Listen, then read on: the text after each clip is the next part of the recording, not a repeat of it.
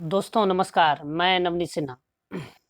आज इस वीडियो में हम बात करने वाला हूं मैं लॉकडाउन से जो देश में व्याप्त बेरोजगारी है उसके संबंध में।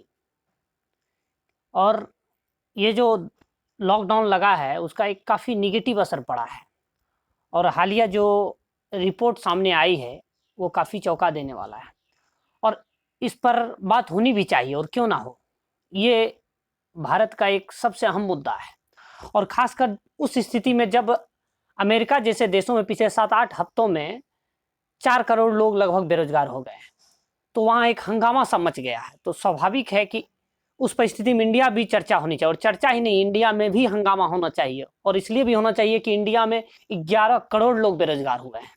ये एक शॉक लगने वाली बात है और सरकार हाथ पर हाथ धरकर बैठी हुई है। ये स्थिति है, उसी स्थिति पर मैं बात करने वाला हूँ कि ये जो लॉकडाउन इफेक्ट सामने उभर कर आया, भारत में बेरोजगारी की दर जो रिपोर्ट आई है सेंट्रल फॉर इकोनॉमिक मॉनिटरिंग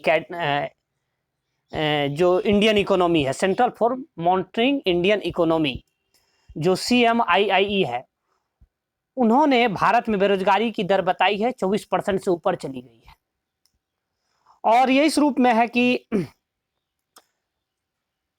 और ये साप्ताहिक दर साप्ताहिक बढ़ रही है, लगातार बढ़ रही है। पिछले सप्ताह 24.01 थी जो कि 24.3% हो गई है और उनकी CMI के मुताबिक मार्च में जो आंकड़ा था बेरोजगारी दर का वो 8.8% था और वो मई के चौथे सप्ताह के दौरान जो है श्रम भागीदारी दर वो 38.7% थी जो रिपोर्ट कह रही है। और रिपोर्ट में यह भी कहा गया है कि शहरी बेरोजगारी पिछले दिनों ग्रामीण बेरोजगारी के मुकाबले ज़्यादा तौर पर बढ़ी है और इसकी स्थिति बड़ी भयावह होती जा रही है। मई में श्रम जो भागीदारी थी उसमें भी इजाफा हुई। मध्य मार्च महामारी में शुरू होने से पहले देश की बेरोजगारी 7% से भी कम हो गई थी। जब लॉकडाउन शुरू भी नहीं हुआ था उससे पहले 7% से ज़्यादा बेरोजगारी थी और यह मई में भी हाई स्टेज पर जा चुका है, 24% से ऊपर जा चुका है। तो स्वाभाविक सी चीज़ है कि एक बड़ा आंकड़ा है और वो आंकड़ा हम सभी को प्रभावित कर सकता है। और इसकी निगेटिव असर की बात करें जो पड़ा है तो काफ़ी ज़्यादा ओला उबर जैसी कंपनियां में कई सारे लोगों की नौकरियां चली गई है। ओला के 1100 और स्विगी में काम करने वाले जो फूड डिलीवरी काम करती है उसमें काम करने वाले 1400 लोग बेरोजगार हो गए हैं और बहुत से बड़े बड़े कंपनियों में कर्मचारियों की छटनी का काम जारी है। तो ये एक भयावह स्थिति पेश कर रही है और मंदी की भी संभावना है। 1930 में आर्थिक मंदी आई थी, जब इसको एक वैश्विक तौर पे चर्चा करें तो 1930 की महामंदी के बाद जो आंकड़ा है ये सबसे बड़ी गिरावट दर्ज की गई है इस स्थिति में और विश्व को एक तरह से कह सकते हैं कि 9,000 अरब डॉलर का नुकसान का अनुमान है। यानी विश्व के GDP का लगभग 10% तक जो है क्षति होने का अनुमान है और सबसे ज्यादा जो इधर का एशियाई देशों में बांग्लादेश, भारत, पाकिस्तान में नुकसान हुआ है और चीन में भी लगभग 1,000 अरब डॉलर का नुकसान हुआ है। तो चलिए, तो अर्थव्यवस्था, वैश्विक अर्थव्यवस्था बात थी, लेकिन मुद्दा था हिंदुस्तान को लेकर के। और हिंदुस्तान में जो चीजें सामने आई है कि ये लॉकडाउन इफेक्ट में कि कैब जो एग्रीगेटर कंपनी उबर जो है उसने मंगलवार को भारत में अपने 600 कर्मचारियों को नौकरी से हटा दिया। कंपनी के भारत में कुल 2600 कर्मचारी है, 600 कर्मचारी हटा दिए गए, जिनमें यानी कच्ची ये जो करीब 25% का जो आंकड़ा है वर्कफोर्स को कंपनी ने हटा दिया। पिछले ही सप्ताह ओला कैब ने 1400 लोगों की छटनी की थी और स्विगी, मैंने पीछे में पहले भी बता चुका हूं मैं कि स्विगी ने 1100 कर्मचारियों की छुट्टी की है। उसके अलावा जोमेटो जो है उन्होंने भी अपने 520 कर्मचारियों को हटा दिया है। उसके बाद अगर सैलरी कट की बात करें तो ये भी एक बड़े स्पष्ट रूप में सामने आया है कि रिलायंस, महिंद्रा टेक जो है, कोटक महिंद्रा बैंक जैसे कई आम संस्थानों ने इस तरह का फैसला लिया है।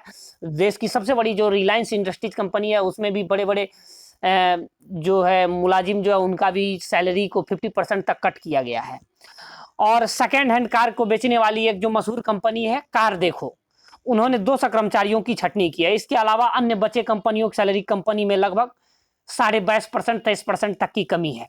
उसके अलावा अगर ऑटो मैन्युफैक्चरिंग सेक्टर देख लें, क्योंकि जो पुरानी गाड़ियां थी वो गाड़ियां तो बिकी नहीं और नई गाड़ियों के आने का अनुमान था, उस लेकर के वो धरी रह गई, तो उस सेक्टर में 20 से 30 लाख लोगों की नौकरियां जा सकती है। ऑटो डीलरशिप में 40 लाख लोग कार्यरत हैं, जिनमें से 2 लाख लोगों की जॉब पर संकट है। ये स्थिति है, और ये स्थिति बताती है कि अब जो इस रिटेल सेक्टर है उसमें अगले 3 महीनों में 60 लाख लोगों की नौकरियों पर संकट है। इसके अलावा इंटरनेट बिजनेस में देखें तो 1 लाख लगभग 1 लाख लोगों की नौकरियों पर खतरा है। इसके अलावा रियल एस्टेट जो सेक्टर है उसमें 14 मिलियन, ये बड़ा आंकड़ा है, 1.4 करोड़ लोग, यानी हम कह सकते हैं 14 मिलियन लोग उतने बेरोजगार हो सकते हैं। उसके अलावा हॉस्पिटैलिटी एंड टूरिज्म सेक्टर में भी अगर देखें तो वहां भी 3.8 करोड़ लोगों की जॉब जा सकती है। अगर हम बात करें मनोरंजन क्षेत्र की, एंटरटेनमेंट इंडस्ट्री की, वहां भी लगभग 6 लाख 7 लाख लोग की नौकरी हो जा सकती है। यानी यदि माहौल नहीं सुधरा तो एक यह संकट और गहरा सकता है और यह भयावह रूप में आ सकता है, लेकिन सरकार हाथ पर हाथ धरकर बैठी हुई है। और इसके अलावा अगर इसमें हम थोड़ी सी चीजों को अगर जोड़ें कि 1-2 उदाहरण के द्वारा मैं समझाना चाहूंगा कि पिछले दिनों ये जो हालात बने हैं विश्वव्यापी कोरोना आर्थिक जो विश्वव्यापी कोरोना को लेकर जो आर्थिक स्थिति पैदा हुई है लॉकडाउन लेकर हिंदुस्तान में, वो अब इस इतनी बद से बदतर हालात हुए हैं कि अब वो खुदकुशी का शक्ल ले रहा है। पंजाब में मैं उदाहरणों के द्वारा समझाना चाहूंगा कि जो घटनाएं पिछले दिनों हुई है कि पंजाब में 26 मई को आत्महत्या के 3 ऐसे मामले पुलिस में दर्ज हुए जो सीधे तौर पर लॉकडाउन और उससे जो उत्पन्न बेरोजगारी है, भुखमरी है, आर्थिक बदहाली है, उसकी एक नागवार देन के रूप में उभर कर सामने आई है। 2 आत्महत्याएं महानगर लुधियाना में हुई है, जो कि एक बहुत बड़ा मामला है। एक तो एक प्रवासी मजदूर ने पटियाला में खुद अपनी जान ले ली। 4 अन्य जगहों में आत्महत्या की कोशिश की खबरें हैं और संकेत साफ है कि खुदकुशी की बीमारी बदस्तूर फैल रही है। ये आंकड़े तो जो सामने आए हैं वो जो नहीं है, वो ऐसी कई पुलिस में जो दर्ज नहीं है, वो ऐसी कई मौतें हुई है, लेकिन सरकार छुपा रही है। और सरकार हाथ पर हाथ धरकर, माननीय पीएम जो है हाथ पर हाथ धर करके बैठे हुए, उनसे कुछ नहीं हो रहा है। ठीक, पंजाब में इससे पहले भी लॉकडाउन में बेरोजगार और आर्थिक बदहाली में आए करीब जो स्थिति बनी कि 20 लोगों ने खुदकुशी की और 50 से ज्यादा ने तो कोशिश की। अब आंकड़ा एक उस स्टेट के एक जगह की बात है, उसके अलावा अगर देखें तो कितनी कोशिशें हुई होंगी, जो लेकर के ये काफी प्रभावित। ये मामले अलग हैं जो पुलिस में दर्ज नहीं हुए हैं, लेकिन जो मामले हैं उस स्थिति को देखें। 27 मई को महानगर लुधियाना के एक निजी बैंक के जो घटनाएं हुई उनकी मैं समझाना चाहूंगा। 27 मई को महानगर लुधियाना के एक निजी बैंक के गोल्ड लोन विभाग में काम करने वाले 35 वर्षीय रवीश कुमार ने नौकरी जाने पर अपनी जान दे दी, यानी उसकी नौकरी चली गई। पहले उसने बैंक के बाहर बैठकर बाकायदा अपनी वीडियो बनाई, उसके बाद उन्होंने जो है देर शाम बगल के नहर में जाकर के कूद करके जान दे दी। इसके अलावा उसमें वीडियो में उसने साफ तौर पर कहा कि लॉकडाउन के दौरान बैंक ने नौकरी से जवाब दे दिया था, उसे टर्मिनेशन लेटर भी नहीं दिया गया और ना बाकायदा उसका तनख्वाह दिया गया। तो उसने अपने घर के हालात का वास्ता देकर पैसे मांगे, लेकिन बैंक प्रबंधन ने उसकी सहायता नहीं की और उस सबसे परेशान होकर वह आत्महत्या करने जा रहा है। इसी वीडियो में रवीश ने अपने दोस्तों और सगे संबंधियों, बूढ़े माता पिता का ध्यान रखने के लिए कहा और कहा कि राशन मुहैया करा देना मेरे माता पिता को। देर शाम बस्ती वहां जोधेवाल के न्यू सुभाष नगर के रहने वाले रवीश का शव नहर से वहां से बरामद हुआ। रवीश की मां शशि के अनुसार उसने उन्हें अपनी मां से फोन करके भी उन्होंने कहा कि इन बदतर हालात का वह सामना नहीं कर पा रहा है, इस परिस्थिति में वो आत्महत्या करने जा रहा है। इसके बाद परिजन उसे ढूंढने निकले तो नहर किनारे उसका मोटरसाइकिल और अन्य सामान मिला, बाद में लाश मिला। और वहां के जो साहेनवाल के एसएचओ इंद्रजीत सिंह है वो पुष्टि भी करते हैं कि लॉकडाउन के दौरान हुए पैदा हालात के चलते रवीश कुमार आर्थिक बदहाली में था और उस परिस्थिति में उसने आत्महत्या की और 2 बैंक अधिकारियों के खिलाफ आत्महत्या को मजबूर करने के लिए मामला दर्ज कर लिया गया है। और 26 मई को जो वहां पे और एक लॉकडाउन की वजह से काफी सारा काम धंधा वहां चौपट हुआ और वहां जो काम धंधा बहुत ज्यादा जो चौपट हुआ, तो उस स्थिति में एक और घटना है कि उस परिस्थिति में आजीज होकर के लुधियाना के एक महासिंह नगर के रहने वाले 52 वर्षीय श्यामल ने घर में फंदा लगा लिया। मृतक के परिजनों के मुताबिक कोरोना वायरस के बाद लॉकडाउन ने उन्हें 2 दिन की रोटी के लिए मजबूर कर दिया था। इस परिस्थिति में उनके पास मतलब एक रोटी को मोहताज हो गया था और उस परिस्थिति में घर के जो मुखिया श्यामलाल थे उसको भूख से बाहर हो रही थी, ये भूख जो है बर्दाश्त से बाहर हो रही थी। इसका दुखद नतीजा उनको भोगना पड़ा और वह फंदे पर लटक गया। इसी दिन पटियाला के घन्नौर अनाज मंडी में एक प्रवासी मजदूर ने फंदा लगाकर जान दी।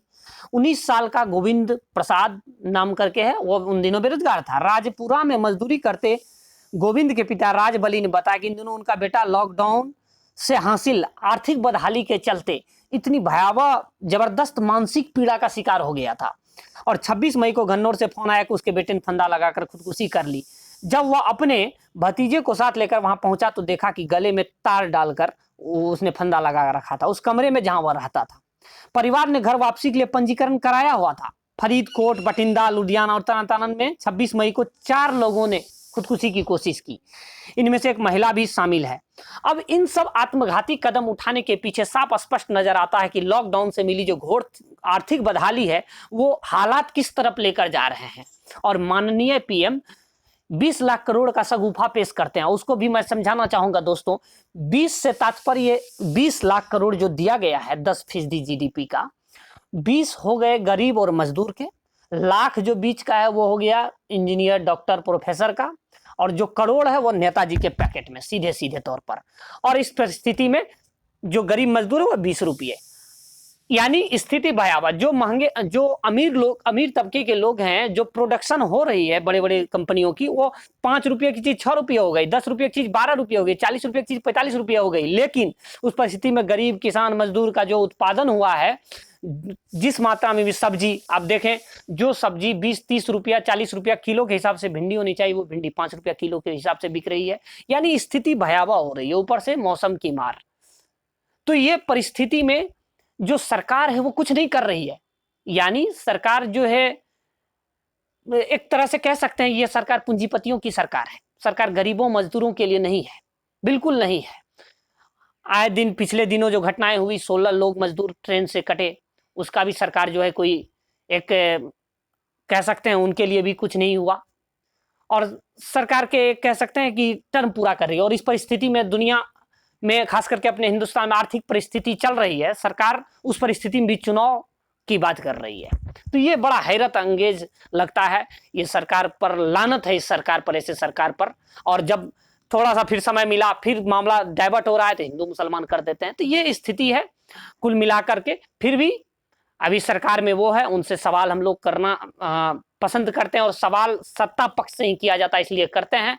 तो उनसे विनम्र विनती है कि तमाम जो नागरिक दुविधा में फंसे हुए हैं, 11 करोड़ लोग बेरोजगारी जो हैं और पहले से बेरोजगार हैं, एक बड़ा आंकड़ा है, इन सब पर ध्यान दिया जाए और बेरोजगारी को हटाने के लिए काफी अथक प्रयास किया जाए। और आत्मनिर्भर बनाने का जो मकसद है, प्रधानमंत्री ने जो आत्मनिर्भर भारत की बात कही, वो तभी सफल हो सकता है जब हर हाथ समृद्ध होगा, संसाधन संपन्न होंगे, तभी आत्मनिर्भर हो सकता है। ये बोल देने से आत्मनिर्भर नहीं होता है माननीय प्रधानमंत्री जी। तो इन चीजों को, बदहाली को बखूबी समझा जा सकता है। इस वीडियो में मैंने जो बताया, तो ये चीजों को लेकर सरकार को ध्यान देनी चाहिए। धन्यवाद। जय हिंद।